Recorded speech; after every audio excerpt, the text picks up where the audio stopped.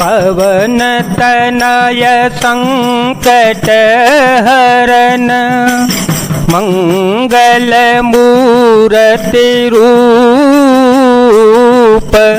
राम लखन सीता सहित हृदय बसो सुर भूप।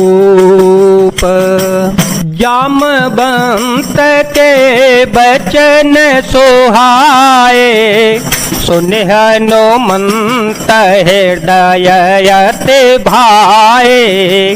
तब लगी मोहि परिखे हो तुम भाई सहि दुख कंद मूल फल खाई। जब लगे आवो सीता ही देखी होए हैं काजो मोहे हर सब से यह कहे नाहे सब कहो माथा चले ओ हर से ही धरे रघुनाथा। जामवान के सुंदर वचन सुनकर हनुमान जी के हृदय को बहुत ही भाए। वे बोले, हे भाई तुम लोग दुख सहकर कंद मूल फल खाकर तब तक मेरी राह देखना जब तक कि मैं सीता जी को देख कर लौट के ना आ जाऊं। काम अवश्य होगा क्योंकि बहुत बहुत हर्ष हो रहा है। यह कहकर और सबको मस्तक नवाकर तथा हृदय में श्री रघुनाथ जी को धारण करके हनुमान जी हर्षित होकर चल पड़े। सिंधु तीर एक भूधर सुंदर कौतुक कूद चढ़े ओता ऊपर। बार बार रघुबीर संभारी तरके ओ पवन तनय बल भारे। जय घेरे चरण दे हनुमंता चले ओ सोगा पाताल तुरंता। जिमिया मोघर घुपति कर बाना यही भांति चले ओ हनुमाना। जलने धेर घोपते दूत बिचारी ते में ना कहो श्रम हारी। समुद्र के तीर पर एक सुंदर पर्वत था।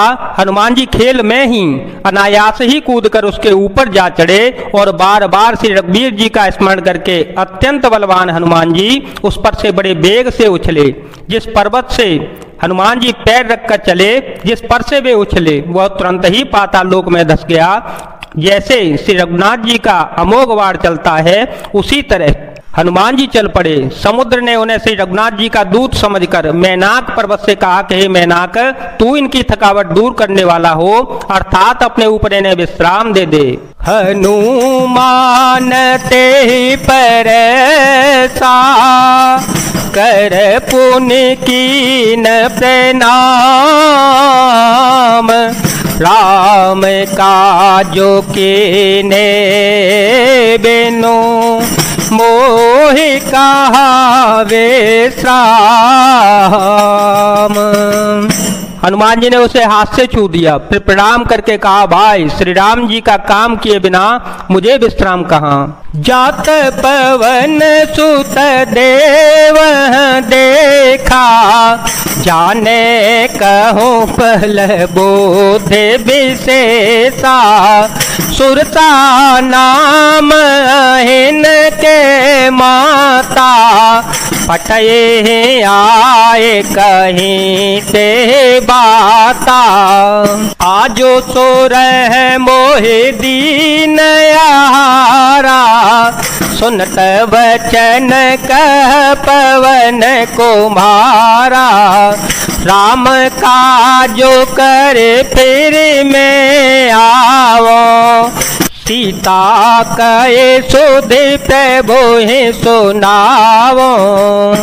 देवताओं ने पवन पुत्र हनुमान जी को जाते हुए देखा। उनकी विशेष बल बुद्धि को जानने के लिए परीक्षार्थ उन्होंने सुरसा नामक सर्पों की माता को भेजा।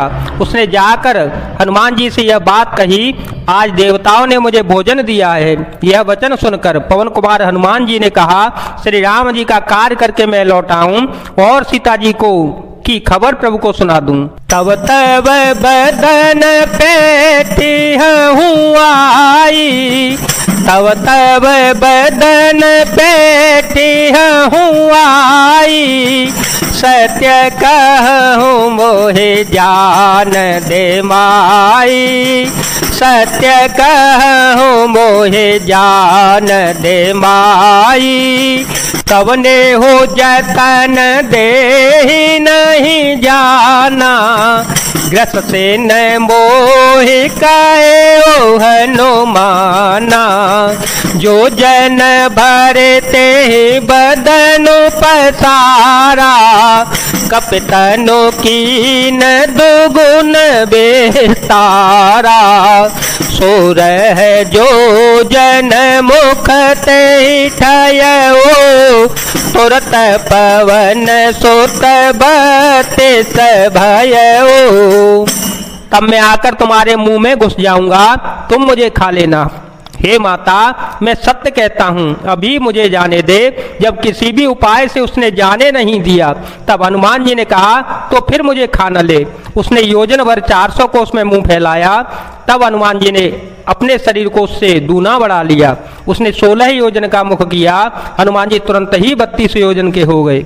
जैसे जैसे सूरता बदनु बढ़ावा, जैसे जैसे सूरता बदनु बढ़ावा, तासु दून कपे रूप देखावा, तासु दून कपे रूप देखावा, सतजो जन ते आनन कीना, अति लघु रूप पवन सुत लेना। उसने योजन भर 400 कोस में मुंह फैलाया, तब हनुमान जी ने अपने शरीर को उससे दूना बढ़ा लिया। उसने 16 योजन का मुख किया, हनुमान जी तुरंत ही 32 योजन के हो गए।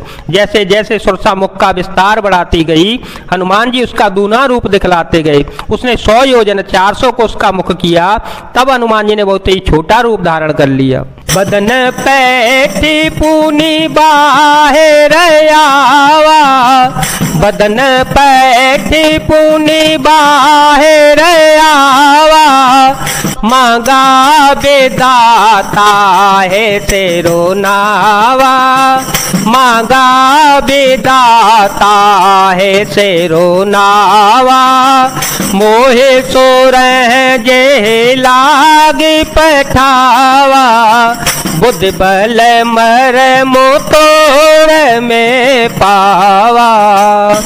और वे उसके मुख में घुसकर तुरंत फिर बाहर निकल आए और उसे सिर नवाकर विदा मांगने लगे। उसने कहा, मैं तुम्हारे बुद्धि बल का भेद पा लिया, जिसके लिए देवताओं ने मुझे भेजा था।